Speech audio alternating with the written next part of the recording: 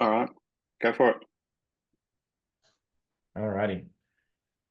Hey guys, welcome to this whiskey tasting. My name is Scott from the Whiskey List, and we love doing these virtual tastings. We're going to post the full recording on YouTube afterwards. This is basically our chance to get right in front of the people who make the whiskey, who produce it, or have like some really, really awesome insights to share with us about the way that they kind of their history in the industry. And we have someone today with us who is an absolute titan of the whiskey industry. Her name is Maureen Robinson. She has been working in whiskey for a good number of years now. She has been working in Scottish whiskey for 45 years. She went from working in the lab in Scotland to working as a blender, a master blender with Diageo. She's a recognized master of the Quake, which I'd love to hear more about. And yeah, a Whiskey Hall of Famer in Scotland. And she's very recently taken over a quite prestigious role in an American distillery called Kentucky Owl, which brings us to tonight's tasting. We are going to taste six really pretty quite special whiskeys today. The tasting order, we're going to put that in the chat now. And just so you can hear it now, we're doing the Wiseman Bourbon to start, then Wiseman Rye, the Kentucky Owl Confiscated, the Kentucky Owl Maighstir edition, which is kind of one of the reasons we're here today. We're kind of celebrating the launch of that one. The Kentucky Owl Takumi, and then finishing on the Batch 12, which is a really special edition. If you haven't done one of our tastings before, we do actually have like a little YouTube short which tells you a little bit about how we like to do things. If you've got 6 different whiskey glasses, please utilize them all. You can come back and taste them. If you don't have that many glasses, that's totally fine. Most of us kind of people who've been in the whiskey industry for too long, we gather way too many glasses. So use them up. Obviously, no drinking and driving.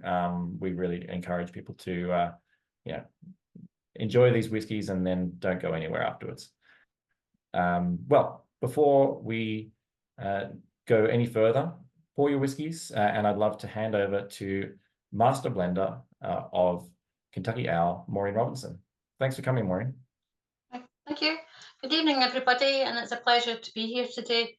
As Scott said, I was in the Scotch whisky industry for 45 years.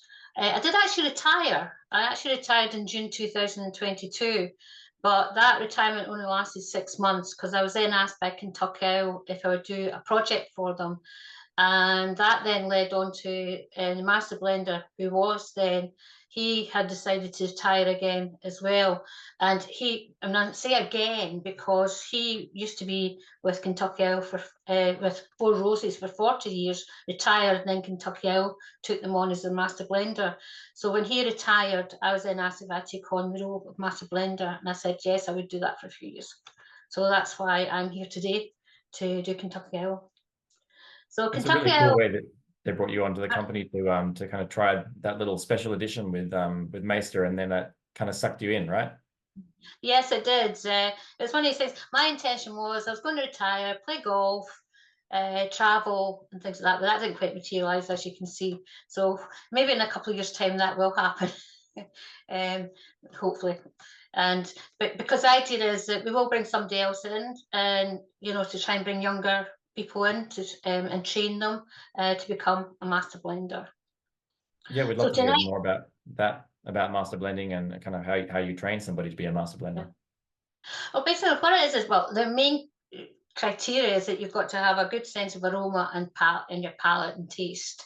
So that's one of the things. Language is very important as well, but the language you can learn.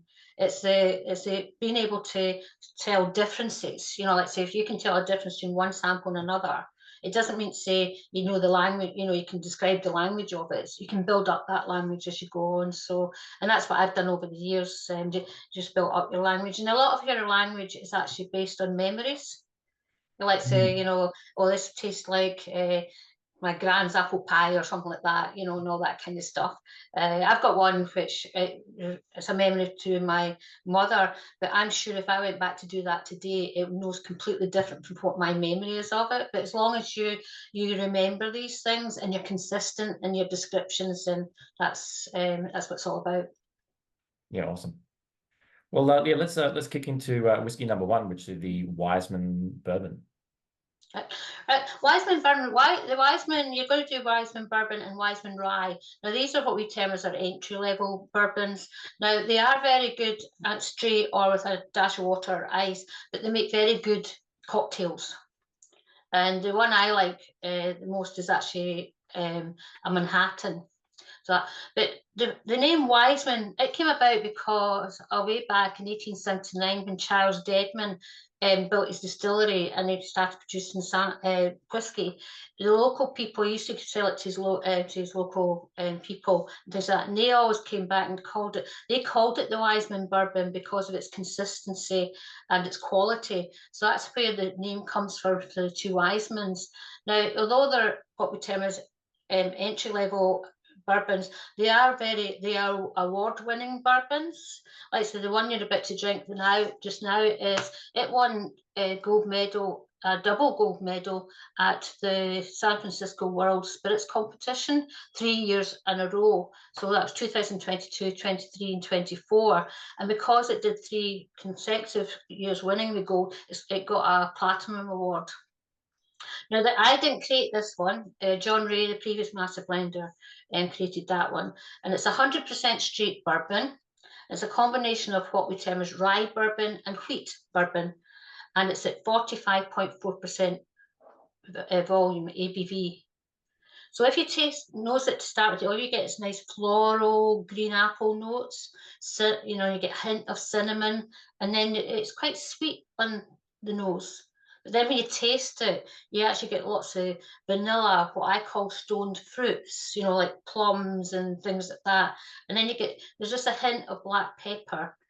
And then you get that slightly subtle, sweet toasted oak flavour coming through. And then after a while, you get that sort of a touch of spice left in the palate. Now, one thing to say to people, I always say to people, is that what I'm telling you tonight is what I get in the whiskey. And that's not needing to, but nosing is very personal. So you might not all get what I get, but because everybody's different, your thresholds and your palate and your nose, it's all different. So you might pick up something else. So please shout out if you're in the chat box, you know, if you get something different. I'm here to give you guidance. And to me, when it comes to nosing and tasting whiskey, everybody's right. I often get like a nutty kind of flavor profile on this one here. So maybe like a hazelnut kind of thing, or something like that.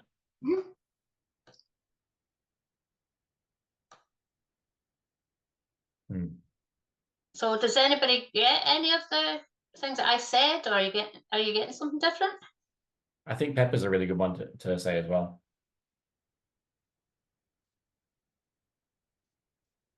Now you say it's a straight bourbon. Is it? I believe I've heard you say that it's a blend of 4 straight bourbons. Is that correct? Yeah, there's a combination. Well, we say straight bourbons. Sometimes it's a combination of different what we term as a mash bill. Now, unfortunately, because Kentucky, we've sourced a lot of our whiskey over the years because it was first. It was only resurrected again, and I'll tell a little bit about that story later on when we do Confiscated. But so when Dixon Dedman resurrected the brand, he had to source the whiskey. So because of legal things and things that we're not allowed to actually say a lot of what the mash bills are and where the whiskey came from. But going forward, we actually now do a lot of our sourcing comes from what we term as the Bardstown Bourbon Company, and they actually distill for us on our behalf. So we now tell them what mash bills we want, what kind of cask we want to put in. So it's a lot. So we've got more control over the whiskey now than what we've had in the past. Mm. Yeah, and you guys have been very clear right from the very start that you were a non-distilling producer, so a company that kind of primarily started. We are hoping in the future. We have bought some land and we're hoping to build our own distillery. But these things take time, and what didn't help was we just bought the land just before COVID. And of course, nothing got done during COVID. Then everything trying to get stuff, sort of materials and things like that. We have started laying the foundation, sort of the sort of infrastructure within the land, but we haven't actually done any building yet. Yeah, the designs look insane. Like it's like whiskey pyramids.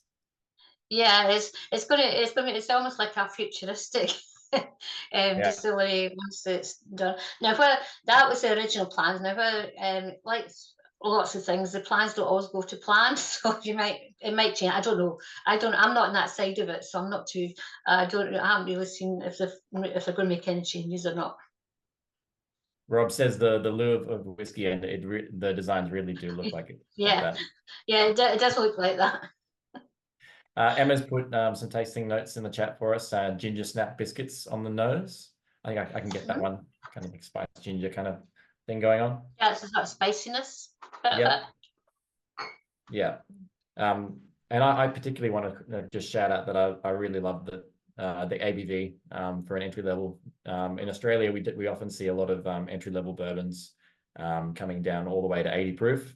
So it's nice to see something hovering around that 90 proof mark. It's just a really nice ABV to be drinking an entry level whiskey. Yeah, and our whiskies are not chill filtered. So they basically what happens is we do dilute them from the cask strength down to that strength, but we don't actually chill filter. Do you put that on the bottle? No, it's not on the bottle. No, not that I'm aware of. No, that's really cool. Awesome. Yeah, yummy. That's a great way to start the day for tasting. All right, let's go into whiskey number 2. That is the Wiseman's Rye. This is the Wiseman Rye, Wiseman Rye. Now it's a traditional rye whiskey, and our ryes are actually it's 95% rye, so it's quite a high, very high rye content. And you might wonder what the other 5% is. That's basically is malted barley. And majority of bourbons and ryes do have a certain amount of malted barley, and the reason for that because that starts the process going. It's called, it just kickstarts the distillation process. So that's why it's 5% of malted barley. Now, what you find is, again, this is a gold medal. It was a gold medal winner at the San Francisco competition in 2024, and but also, and it's won that for the last 2 years. But it also this year, interestingly, won the Taiwan Awards. It got a gold medal at the Taiwan Awards this year in the whiskey category. Again, this was created by John, and it's actually 50.4% ABV. And the interesting thing about this is you would think at that strength, especially a rye whiskey, because ryes tend to be slightly strong, more aroma and flavours. It might be quite sort of strong and sort of burning on the throat, but it's not. It's very smooth. And again, you get on the nose, you get that rich, spicy nose. And then after a while, you get that hint of rye bread coming through. It takes a while for it to come through the spiciness. And then you get that sort of sweet caramel, cinnamon type flavour, aroma coming through. And again, it's sweet and spicy on the palate. And then just, the finish is actually quite long, but it's not harsh. It's long, but it's pleasant. It's not really, you don't get that burning sensation. It's just very smooth as it's going down your throat. And it's quite different to like a Indiana style rye whiskey, but it's the same mash bill. So most kind of rye whiskey nerds like myself, as soon as we hear that the mash bill is, 95% rye, 5% barley, almost straight away we go, oh, it must be distilled in Indiana. But this is distilled in Kentucky, right? Yes. So as far as I'm aware, there's only 2 distilleries that have distilled 95% rye and 5% barley. I won't say which ones they are, but the field's quite narrow as far as people who are actually producing that particular mash bill in Kentucky. So it's really quite special to have it here. Yeah, because I've seen some rye whiskies where the mash bills it's just over 50% rye, and the rest wheat or sort of malt and high malted barley content and things like that. So yeah, the they really, Kentuckians really love their corn, so it's hard to get them to stop using it. yeah, and they like to. I must admit, I really do like rye Manhattan, the Wiseman Rye Manhattan. It really, usually, if I go in and get asked, and we're going to have cocktails, I'll usually say I'll have a Wiseman Rye if they've got Wiseman Rye, but I do like that's Manhattan.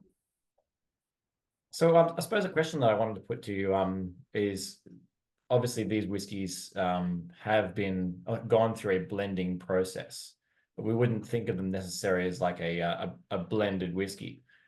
Could you maybe tell us a little bit about kind of how you see the differentiations, both technically and kind of also like how you build a blend of whiskey from the Scottish whiskey world to the American whiskey world? Yeah, your actual process of how you do it is very similar. You know, the way you've got, like, say, if you think about Scotch whisky, you've got different distilleries. You know, you've got, and then again, you've got malt whiskies and you've got green whiskies. But in bourbon industry, you've got your mash bills and you've got different types. So you've got rye whiskey, you've got wheat bourbon, and then you've got rye bourbon. So if you think about, the mash bills as being, it's almost like a distillery. So you've got all the different mash bills. Then, and one of the things, I was on a very big learning curve coming into bourbon because my impression of bourbon before I came into this industry was that they're all very woody, they're all very oaky and lots of sweet and vanilla and things like that. And I was totally blown away with there were so many differences between them. And one of the ones I did discover was because I thought they all went into the same type of cask, but they don't. They actually have different charring levels, different toasting levels, So you could have maybe a light char, a medium char, heavy char, and then you've got then you've got toasting underneath that. You then, so you think about that part of it is like having the different types of in whiskey, you get like ex sherry cask. Well, we used to in the whiskey industry, we use bourbon cask, ex bourbon cask, refill cask, and that. So the actual process, a lot of the differences is the aroma and flavour. They are different. So it's just a matter, and when it comes to creating something new, you're actually trying to understand who the consumer is, what they're looking for, and also looking at a family. Like say Kentucky Ales, basically all different brands. Like you've got different brands, but they are a family. So you've got to make sure you don't veer away from that family, but they do have their own individuality. It's just like a normal your own family. You've got all your different siblings. You've got different, your siblings, but you've all got your different traits and different nuances and things like that. So it's the same in the whiskey industry. There's golden childs and there's black sheep and all that kind of thing as Yeah, well. that's true. Yeah. Yeah, I like to point out to people that they think of whiskey that's been blended as being inferior, but if you're drinking anything that's more casks than a single cask, anytime you're tasting a single release of anything, that whiskey has been blended in some degree. It's kind of been vatted. It's been brought together, lots of different kind of flavor profiles from different casks, and it really takes someone quite with an intentional and probably skilled palate to kind of make that make sense and not just be a kind of cacophony of weird flavors. Yeah, because it's just over the years building up that knowledge and understanding the knowledge and how to put it together. So that's true. Yeah. Cool. Well, if unless anybody has any other points on the rye, I'd love to get into whiskey number 3, which is the confiscated. This Right, one's a really cool story. yeah, it has got a really cool story. Kentucky Owl Confiscated was now this story is very anecdotal. It's been kind of handed down over the years, but we don't have any documents to prove it. But they said way back in 1870, as I said previously, Charles built his distillery, but just before Prohibition. What happened was in 1916, all his stock at that time was actually confiscated by the government. And it was all put into this warehouse. Now, I've got a bottle here. I don't know how you built these. you won't be able, because I'm blurry. So if you ever have a bottle, have a look at the bottle, because the whole story is actually is actually depicted. Yours is the better one, because mine that hasn't got the red.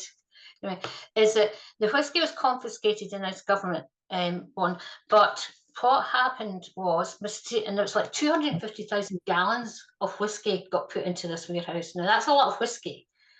And what it was supposed to be was, the warehouse mysteriously went up in flames. Now, what they did when they went to have a look at the warehouse and to see there, they couldn't find any whiskey. So the rumour has it that that whiskey had actually been removed from there and had been shipped up to Chicago on the river in barges, and became part of the speakeasy movement there. So as I say, we don't have any documentation to say that's what happened, but it does make a very good story. And on the label you can see there's a picture of the warehouse, and it's got flames coming out, red flames coming out of the warehouse, and then there's the barges going up the river to do that. So it makes a really good story. There's a quote that I found from a court document. There was a New York court which was talking about the federal agents which were charged with this task, of keeping whiskey safe and not letting it fall into the wrong hands. And I think something along the lines, it was like almost without exception, the agents are not the type of men with the intelligence or character to be trusted with this task.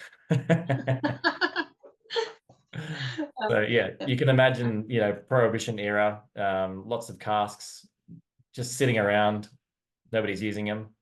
It's a pretty believable story. Right, yeah. That. Now, Kentucky Owl Confiscated is a combination of what we term as rye bourbon and wheat bourbon, and the age is like 4 to 9 year old. So there's different ages within, like we were talking about earlier on blending. So you're using different ages and different to create different flavors into the whiskey, and it's at 48.2% volume. So again, it's quite, it's got quite a high percentage. But again, it's quite, it's warming, but when you taste it, it's not harsh again. But to me, I've actually unfortunately, I wasn't nosing the previous ones because I didn't have in the House of the Wiseman. But this one, what you get is, I get like vanilla fudge, then you get the oakiness coming through, and then you get this nice fresh fruit flavour coming through. You get, sort of fruits. And then I get just slight what I term as licorice. Mm. And then just after all that, you get a nice slight floral note coming in to the whiskey. And when you taste it, it's actually quite sweet. And then you get this nice creaminess on the roof of your mouth. And as I said, it's warming, but it's, it's warming. It's not hot. Mm. And then you've got that sort of oaky flavour in the palate. And then you get what I term as just, it's tints of black currants and rye. It is a bit drying, but not where, sometimes with some things, especially sometimes with some wine, where if it's too dry and it really pulls your cheeks in, you sort of go, something like that. So you get that dryness there, but it's not overt. And then to me, you get this nice stewed fruits aftertaste. Yeah, that kind of dark fruits and berry notes yeah. often comes through on kind of nicely aged Kentucky bourbons, in my opinion. So there's probably some older spirit in this blend. Pardon? I said there's probably some older spirit in this blend, right? So yeah, well, it's 4 to 9 year olds, so there is it's getting the different various ages just to introduce different aromas and flavors into it. Mm. Could you yeah, you go. No, I was just going to say, sometimes when you're creating something like that, see, let's say I haven't created anything we've done so far. I haven't created. The next one's different, or I've helped in the next one. You've got to basically you sometimes if you do it, you'll have in your mind what you want to do. Bring in all the samples, nose and taste them, make up what you think you want to do, and then once you do that, sometimes that's not what you want. So you have to start again. And you can be lucky, maybe get it after 3 or 4 times. Other times it could take you about 10 times or more. It just depends what what you're trying to achieve at the end of the day. I just I was enjoying all of your tasting notes, and I was kind of wanting to ask, do you have any tips aside from working as a blender for 45 years? How would you recommend people kind of build on their own kind of tasting, their own palate, and kind of expand their own I suppose language? that nowadays people probably, they probably don't think about it. But see, when you're cooking and you're going out to restaurants, all that, I must think one of the things when I first started in the whiskey industry and learning to nose and taste, I had a habit. If I had something, whatever I had there, I put it up to my nose. And if it's food or whatever, and sometimes it's not very helpful if you're in somebody's house and they've been cooking you dinner, and all of a sudden you're going like that. No, it's just building up your language, and I say it's your memories. Things maybe if you go back to when you were a kid, maybe as I said, my mum, she got me to do something, and I'm thinking, oh, that smells like that, and I remember that, and then it's all personal because. One of the other things that this sounds a bit weird, but I used to have 2 dogs, and one was an Old English sheepdog, and one was an Alsatian cross. Now the two of them had 2 completely different smells. But the Alsatian cross had what I termed like a biscuity smell, and especially when she was damp and wet. And I kind of called, sometimes one of my descriptions was my doggy smell. And that's because Oh, there's a memory of me, what my dogs are. And the reason I came up with some of these descriptions, because one of the things I used to have to do, how we learned how to understand how to break whiskey down when I was in the labs was you used to run a GC trace, and then you take the from the flame, you take that off, and then my nose went where they would come off as a peak. And then I'd actually sit and say, and somebody marking the GC trace because it'd be a straight line, said, and I'd say, oh, that smells like strawberries, that smells like, something like that. And then they try and match that up in a mass spectrometer to try and figure out what compound was causing everything. So it was quite interesting doing that. It's a bit more sophisticated now. They do actually have the GCs where they actually have a nosing port at the end. You don't have to take the flame off, and I'm sitting on a stool with my head over the GC. It's a bit more sophisticated now. But again, it's just a matter of, where you are. Just think about everything that's round about you. yeah, that's fascinating. I'm always interested about the science of where particular flavors come from. Like obviously bourbon, we often associate like Jack Daniels particularly with like a banana note. Mm. And I think I've been told a few times like that often is like an isoamyl acetate kind of compound which gets created during fermentation and then Yeah. interacts with the wood, and that's kind of how that Yeah. kind of comes out. Yeah, that's one of the things you also. I know in Scotland, the cask is very important. You've got the distillation, that's important as well, and your flavours you get off your new make. But going into the cask is key to a lot of what your flavours get, because a cask does what we term as additive, subtractive, and interactive. Now, additive and subtractive, we know a lot about because it subtracts all the sort of harsh notes and things like that. The additive is the interaction of the liquid with the wood, but the subtractive bit's the bit in the middle that is in the cask, and you can't really see that. So the more, because every time you open the cask, you get air into it. Sort of things like that. So everything's all changing inside the cask. That's why when you go from one year to the next, the whiskey's changed because there's been a bit of interaction, inside that cask. Another thing is also when you add some water to it before you thin it, you're actually is interacting with the water as well. So everything all changes in that cask. Yeah, yeah, for sure. And then all those different kind of variations, in particular, like the Kentucky climate, putting a cask in the top of a Yeah. warehouse versus Oh, the every bottom of a has, yeah, warehouse. the bottle. That's one thing that's fair. There's a difference between Scotch whisky and American whisky is that we don't have that heat. We didn't have to make sure if you're blending something, taking it so much from the top of the warehouse or the rick house and so much from the bottom. We could take it from anywhere in the warehouse because there was temperature fluctuations in the summertime, but you're lucky it maybe get between 5 degrees, probably 5 degrees centigrade was probably the highest it ever got inside a warehouse.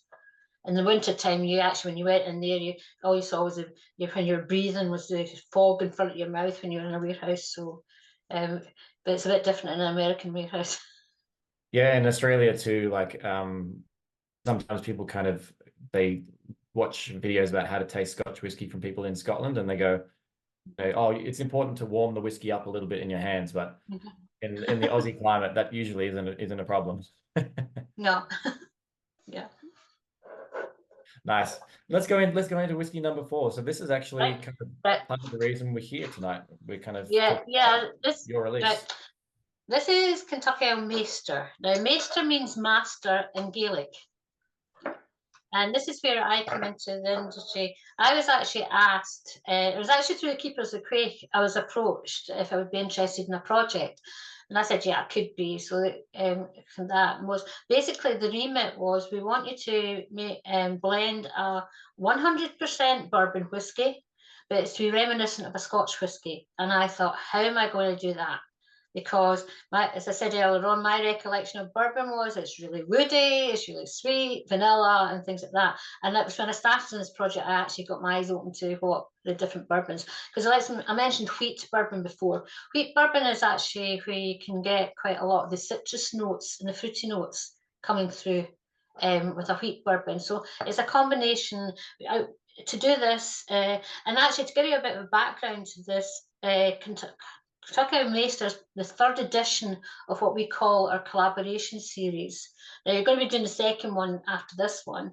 And again, the collaboration meant it was different master blenders were actually collaborating with John Ray, who was the previous master blender, to create these. Now, what we've done is they're all at 50% volume. ABV. And one of the reasons we did them at 50% ABV was because we wanted people, because it was a collaborative style, we wanted them to understand, to check out what the styles are. We didn't want you to be thinking, oh, this is a bit stronger than that because of the alcohol level. So we, John and sort of collaborated and we decided that 50% was going to be the ideal percentage volume for this one. So basically what you've got was and this is a combination of 3 rye bourbons and 1 wheat bourbon. And the interesting thing is, with all the 3 collaborations, we all actually did use a combination of rye and wheat bourbon, but the percentage of wheat was different. Our very first one was actually St. Patrick's edition, which was it's sold out, so we've not got any of that.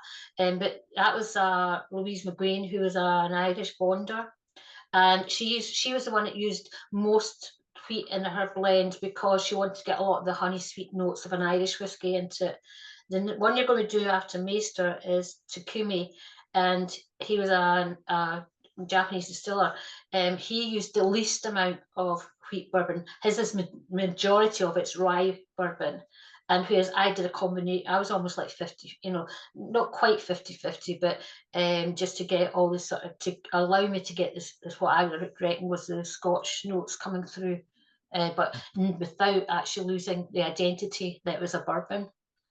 So what you find is when you first nose it, you think you were actually nosing a Scotch. You actually get all the sort of perfume, fresh green notes you would expect in Scotch, and then you've got citrus fruits. And this is where one of my favourite descriptions of citrus fruits is mandarins. You get mandarins, and so it's more like mandarins and oranges. But there's also a hint of pineapple there as well. We call them mandies in Australia.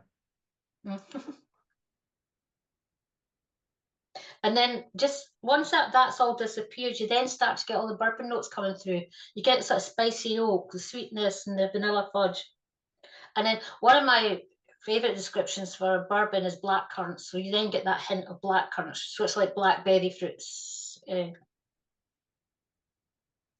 actually, not we're doing it tonight, or you can do it if you want. If you add a touch of water, what you find is the aroma doesn't change much. but it probably enhances the bourbon notes more. Flavor wise,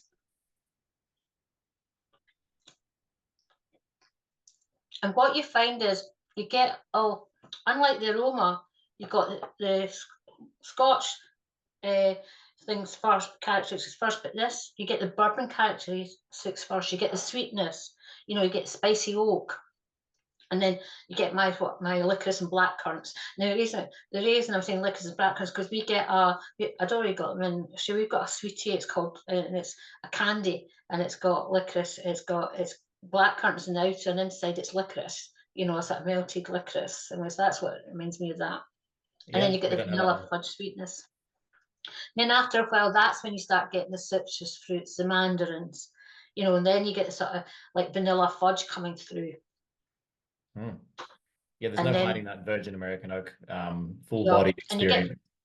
And you get it, the sort of citrus, vanilla fudge sweetness changes to what I would term as stewed fruits. You know, if you're baking an apple pie or a pie or some sort, you're cooking, you know, you've got the fruits in the pan, you've added some sugar, and you get all that sort of sweetness coming through. The actual finish, it's quite warming and dry finish, but and then you get a slight aromatic aftertaste, or oaky aftertaste. Now, what you find with this one is that if you add a touch of water, it completely flips. You get all the Scotch notes first, and then get the bourbon notes later.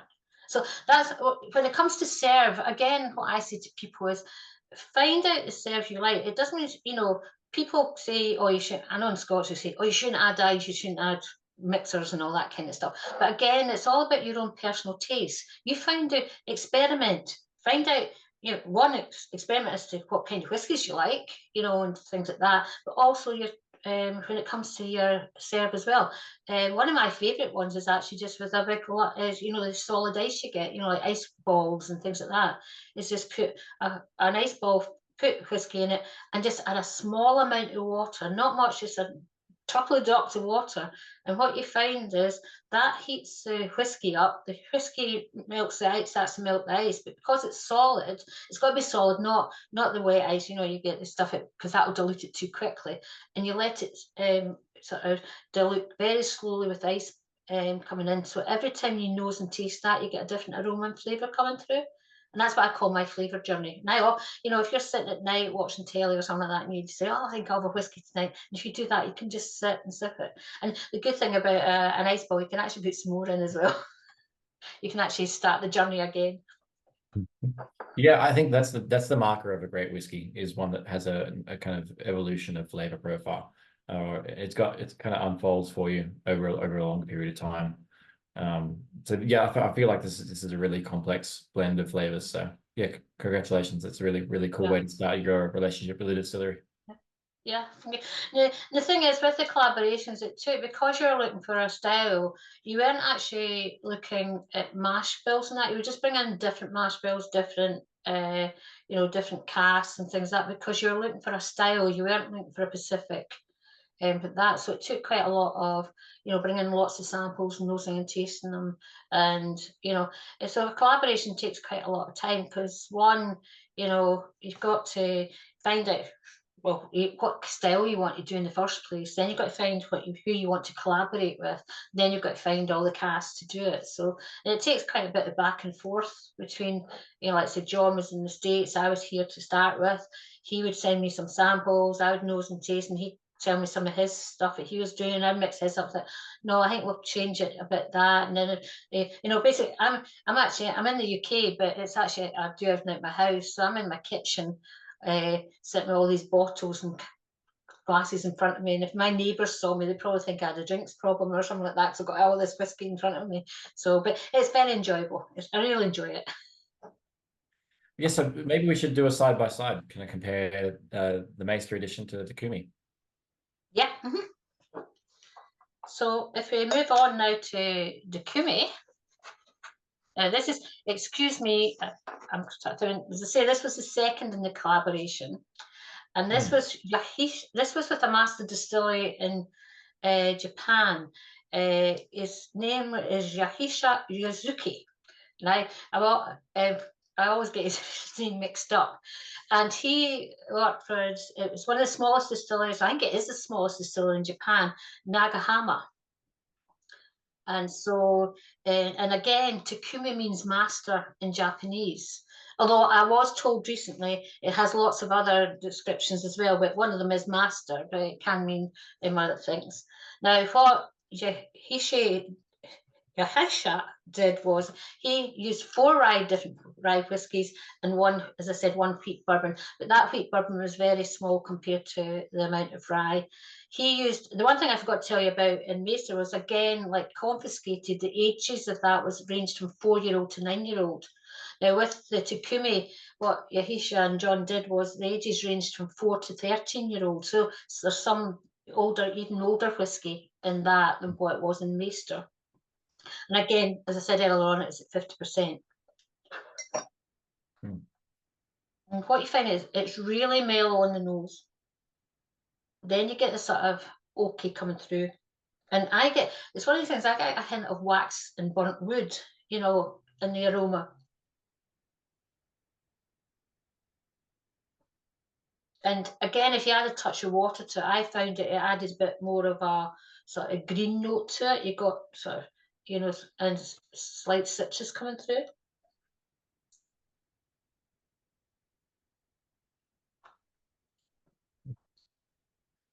Taste again, it's really sweet.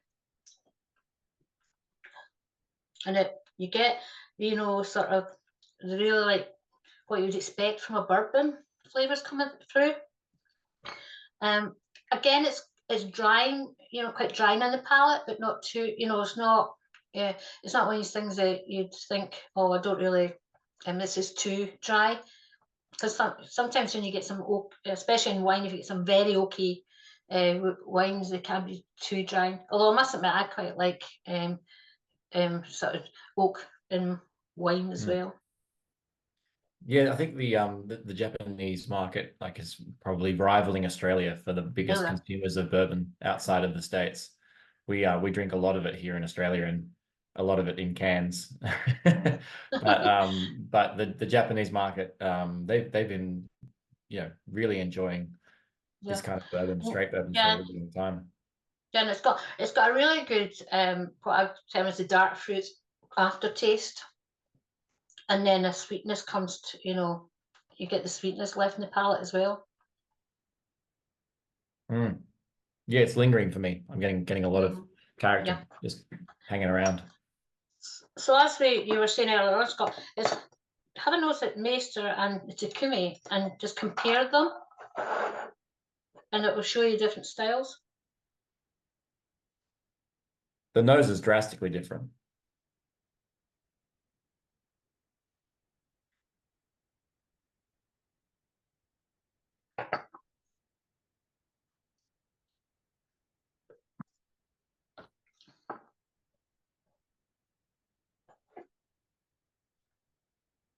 Yeah, I think I'm getting more of the kind of like the fleshy citrus kind of thing on the Maighstir at the moment. And then comparing that to maybe like a more like a deep, dark fruits on the nose of the Takumi. It's really cool. Do you have any little inside information for us on the next collaboration series, who that might be with, and well, at the moment we put the collaboration series on hold at the moment. And as I said earlier, it takes quite a while. The main reason for that is that we were going to launch a new one this year, but it kind of sort of we decided to wait till next year. We've got new stuff coming out next year. I'm still working on a project just now, and this time, so this is where I'll find out whether people like my blending skills or not as a bourbon blender, because this is totally me. Next year it'll be totally my blend. And at the moment, everything else we're doing just now, apart from the collaborations, is for the Wiseman and the Confiscated. My remit now is to make sure the quality in the bottle stays the same as when John first created it and things like that. So that's the quality assurance side. But on the innovation side, there is something new coming out next year. So Watch the space. And actually, another one that's coming out next year is, after we've got one more to nose and taste, batch 12, batch 13 will be coming out. But again, that wasn't me. John did that before he retired. So this will be his last blend for Kentucky Owl, which will come out next year. So, because it's already been bottled, but we just didn't launch it this year. Yeah, awesome. So Well, that's a good transition. If you wanted to start talking about the batch 12, I think like one of the most interesting things about these particular blends, there's a huge variety of different age statements that you've kind of got. Yeah. Lots and lots of different barrels of different ages and in here, right? Yeah. Yeah. To give you a bit of history on the batches, batch 1 came out in 2014, which is what earlier on I mentioned about Dixon Deadman, who actually was the great grandson, I think I got that right, of Charles Deadman. And the reason he resurrected the brand again was they were clearing out some houses somewhere, and they came across a lot of old papers and recipes and things that belonged to his grandfather in the past. So he decided to resurrect the brand. They couldn't quite do the same recipes and things like that, but a lot of what he did was based on that. When he first started batch 1, it was very small. There was only like maybe 9 casks or something like that. I'm not too sure exactly how many casks. So each year they've tried to bring out a different batch each year since then. But I think there was one year they actually brought 3 batches out in the one year. But also a lot of what Dixon did, I'm led to believe, was he actually put bourbon back into a cask rather than actually into another cask as well. So almost like finishing to a certain extent, doing it, things like that. But over the years, batch 12 was actually created by John in 2014, and that's when it was launched. And each batch has got its own unique flavour and taste, so it's got its own profile. So the idea is that each batch should be different. And this one, the batch 12, is actually made up of 9 different bourbons. Now I'm reading this because there was 2 4-year-olds, a 7-year-old, 3 8-year-olds, a 9-year-old, a 12-year-old, and a 14-year-old. So you can see there's quite a wide range of ages amongst that, from 4-year-old up to 14-year-old. Now this is cask strength. So this is at 57.9% volume. So basically what that means is it matured in the cask, we took it out of the cask, blended all ages together and all the different casks together, and then we bottled it. It's not been cut with any water or anything. It's cask strength. But what you find is it's actually quite, it's cask strength, but you wouldn't think it especially on the nose. Sometimes you get with cask strength whiskey, it can be a bit nippy on the nose, kind of peppery. But this is, you get nice sort of creamy notes. Again, I get my citrus coming through, and and then you get the oaky. And there's also like herbal notes there, herbal green notes. And again, my stewed fruits coming through. And then there's just a hint of spiciness after a while.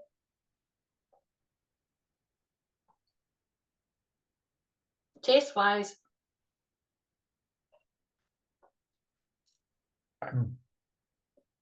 you get lots of the citrus notes coming through in the taste.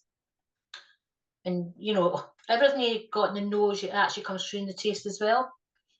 You get the herbal, the spicy, mandarins. I don't know if it's crazy, but I feel like I'm getting a fig jam kind of thing on the palate. Yeah, that'd be a bit like, remember I was saying on the nose you get like stewed fruits. That's almost like, if you think of a jam, a conserve thing, it's a bit like that. But really, you get a slight pepperiness in the tongue, but it's not anything that you say is really hot. It's just nice, and you get it's quite warming going down the throat, but it's not one of these that's harsh. It's just you get this nice warm flavour feeling coming back up into your palate. I suppose it depends on how used to drinking cask strength whiskey you are. Yeah, some people cask strength does take some people want you, and if you think it's too strong, just add a touch of water. It's amazing, just that, just 2 or 3 drops. It's just amazing how that can help you to enjoy the flavour. So I suppose as a blender, how do you bring together so many different casks, so many different kind of flavor profiles. I would assume each one of those casks in different ages is probably bringing something quite different to the mix. Like how do you kind of make that work? Yeah, you again, it always down to just bringing lots of casting and nosing, and actually just a lot of time when you're nosing, you tend to nose first. You Mm. don't always do the flavour first, because if you nosed every, sometimes if you're doing a collaboration, you can bring in hundreds of samples. If you're nosing tasting every single cast, you would be probably feeling quite I won't say ill, but you start to affect you too much. So you tend to do a lot of nosing first, because and especially one of the things when you're nosing, sometimes you do add water, because what you find, if there's something wrong with a cask, if you add water, it tends to pull it out. So you tend to add water when you're doing quality assurance and doing initial batches, because what you want to do is and the reason you do that is also not every consumer drinks at cask strength or bottle strength. A lot of people will add water, so you've got to make sure that when you're adding water, you're not releasing something that's not nice. So that's one of the reasons why, as blenders, we tend to add water when we're first doing everything, just to make sure we're sort of eliminating anything that could be, if a consumer actually does add water, you're not actually alienating them from the brand or the whiskey. In that process, do you ever kind of find faults with particular barrels? Like you find that that particular barrel is not bringing the kind of flavor profile you're looking for the brand? Well, you can find that. I think I'm still, to a sense, I'm still learning a lot with bourbon. But I know in Scotch there were certain things you did. If you did, you could end up getting what you term as an off note, and you still get probably with the bourbon side of it. You'll get ones maybe they're just a wee bit too oaky, a bit too woody, and all you're getting is the oak. You're not getting any of the other flavors coming through as well. So the idea of blending is you're trying to balance out the flavors. So you're trying to make sure that no two flavors are actually dominating the other, unless that's what you want. But sometimes if you're creating something, you might be asked to do it right. We want it to be reminiscent of something. So you might veer it towards more oak if you want. But if not, you really want, blending's all about balancing flavors. You want, maybe you want one to come a wee bit to the forefront, but you don't want it to be masked by everything else that's surrounded by there. It's getting just the right balance of each of the other ones in between, in the blend afterwards. Now, I'm not too sure about you want. I'm actually, when I'm doing nose and tasting, I've actually got blue glasses. Now, I don't know if you've ever seen these before, but we tended to do, and I still do it with bourbon as well. The reason we use the blue glasses is it's amazing how you can be influenced by your eyes. If you see something that's really dark, you automatically think, a lot of people think, oh, it's going to be sweet, like honey, it's rich and rich and all that. And it's amazing where that's not always the case. You could actually, what you're doing with the blue glasses is you're masking that color. So all you're doing is concentrating on the aroma and the flavors. You're not getting sort of stealed away with the color of the whiskey. Probably easier than doing a whiskey tasting blindfolded. Pardon? I didn't get the last bit there. I said probably easier than doing the tasting blindfolded. Yeah, that's true. It actually took quite a few years. I'm not. I think they do use them in Burma as well, but it took us quite a few years to come up with. When I first started, say if I was in the labs, it was, almost 30, more than 30 years ago, 36 years ago. That we actually, the person I worked for, he was really into aroma and flavour, and that's probably where I picked up a lot of. I worked for him for a year. I wasn't in the analytical side. I worked on the sort of nose and tasting side of things, and we used to actually take the clear glasses, and they were painted black. Half of the glass was painted black. Somebody had to sit and get a paintbrush and sit and paint all these glasses. But then they came up with they tried the experiment and discovered that cobalt blue was the best one to mask colour. Yeah, awesome. I was wondering why blue rather than green or Yeah, we did. We tried red, we tried blue, we tried lots of different colours, and this is what it came up with. That cobalt blue is the best masker. Well, I'm very much looking forward to tasting your batch once that comes out. Yeah. Might be 2026, I suppose. The No, batch 14. 25. It's coming out in 20. Batch 14. Yes, that's going to be 2026. Yeah, that'll Awesome. be batch 14. So I haven't started working that. I'm still working on this other one that's coming out next year. Actually, after I've done this, that's what I'll be doing. I need to go and order more samples and whatnot. Now it's one of these things. I might get them to send them here, or I might just jump on a plane and go over to. I'm a lot of as I say, we've got an office in Kentucky, in Bardstown in Kentucky, but we don't have a lot of equipment there. So I tend to go to Louisiana, where all our whiskies are bottled at our Bayou Rum plant. So I go out there and I take over their conference room. They've got a big long table. just absolutely fill it with bottles and glasses. Yeah, well, after this tasting, I'm definitely going to go and order some more whiskey samples from my cupboard. Yeah, I'm one of these people. For somebody that had never had bourbon in the house, I've got quite a few bottles of bourbon in the house now. Well, we're going to launch a poll. We'd love to hear from you guys. Which was your favorite whiskey of the day? You get the chance to actually pick two of your favorite whiskey, all the way from the Wisemans into the Confiscated, Maighstir, Takumi, and Batch 12. So, Maureen, you can see these results as they pour in, but we'll let the democratic process take place quickly. I think personally, my favorite, often comes down to between the Confiscated and the Maighstir. Just personally, the Confiscated is a really kind of clean flavor profile for me. Really nice. I saved some right for the end. A little bit extra tannins. All right, that was quick. Everyone jumped in and voted for their first. Oh, we've got a bit of a tie going on here. Let's have a look.